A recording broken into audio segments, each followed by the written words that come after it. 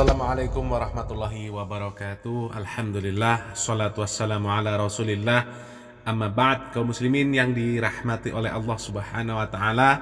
Alhamdulillah, perkembangan informasi yang ditunggu oleh kaum muslimin sehubungan dengan viralnya video pembakaran kitab tafsir Ibnu Katsir dan Risalah Qusyairiyah ini semakin baik. Tidak butuh waktu yang lama untuk menangkap pelaku pembakaran kitab tafsir tersebut. Hanya beberapa hari setelah viralnya video tersebut, pelaku sudah bisa ditangkap dan diproses hukum oleh pihak yang berwajib.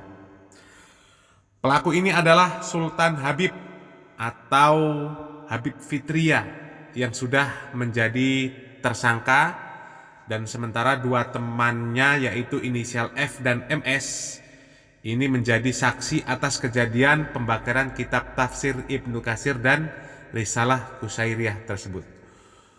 Dan pelaku ini ternyata adalah warga desa Sepake, Pringgarata, Lombok Tengah, Nusa Tenggara Barat. Nah, setelah dilakukan pemeriksaan psikologi, pelaku dinyatakan sehat secara kejiwaan. Artinya, pelaku ini melakukan pembakaran kitab tafsir tersebut dalam keadaan sadar, sengaja, tanpa adanya tekanan atau pemaksaan dari siapapun. Dan dari pengakuan tersangka Sultan Habib atau Habib Fitriya ini, tersangka melakukan pembakaran kitab tersebut karena tidak percaya dengan terjemahan yang dibuat oleh manusia, dan tersangka ini tidak membenarkan orang untuk belajar tafsir Al-Quran kecuali belajar dari Al-Quran langsung. Artinya apa? Artinya agar orang itu menafsirkan Al-Quran sendiri, jangan mempelajari melalui kitab-kitab ulama, termasuk kitab-kitab tafsir. Ajib kan? Terus kalau kita tidak percaya sama tafsiran manusia, terus mau percaya dengan siapa lagi? Para ulama juga manusia. Apakah kita tidak akan mau mempercayai tafsiran mereka?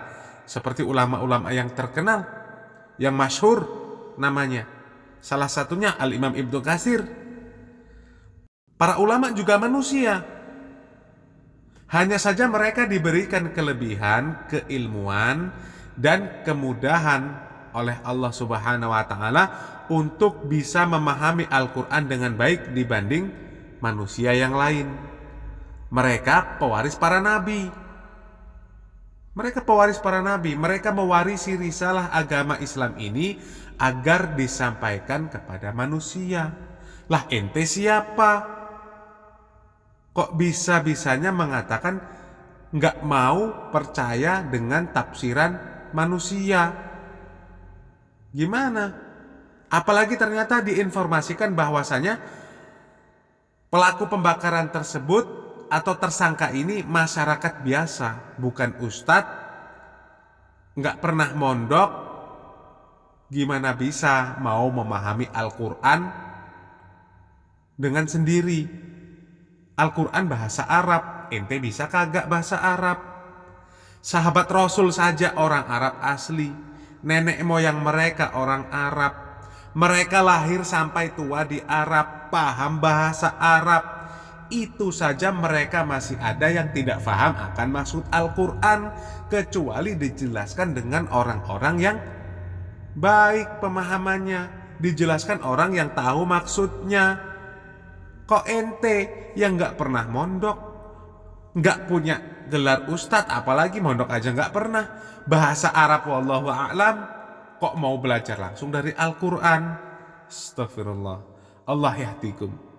Sahabat Rasulullah saja masih salah di dalam memahami ayat yang ada di dalam surat Al-Baqarah.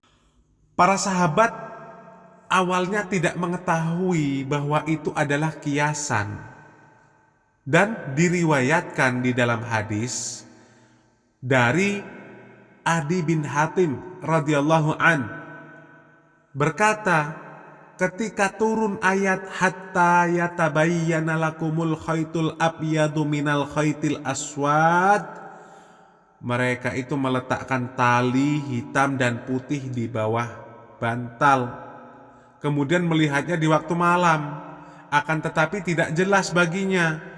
Pagi harinya mereka menemui Rasulullah SAW dan menceritakan kepada Rasul. Maka Rasulullah SAW mengatakan, sesungguhnya maksud ayat tersebut adalah hitamnya malam dan putihnya siang. Hadis ini diriwayatkan oleh Al-Imam Bukhari.